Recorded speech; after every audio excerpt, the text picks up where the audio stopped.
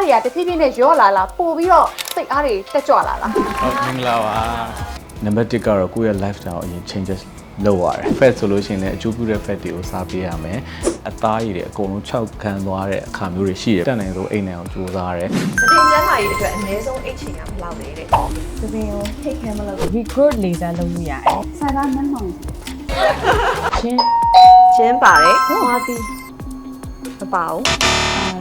တော်ပြီပါ ဟုတ်ပါဘူးပါတယ်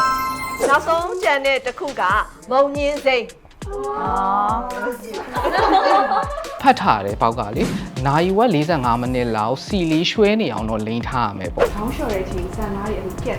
ကြတာ ဟုတ်ဟုတ် အဲ့မျိုးတွေကြတော့ blue treatment မျိုးရှူတင် ဘောက်ပြောက်ခေါင်းလျှော်ရည်ကိုပဲ2မျိုး3မျိုးလောက်ပေါင်းပြီးသုံးတာတော့ကောင်းတယ်ကိုလက်လေးချင်းကန်လေးလုပ်ပေးရမယ် အားပေးသက်တွေလည်းဆက်လက်ပြီးတော့စောင့်မျှော်ကြည့်ရှုအားပေးပါဦးလို့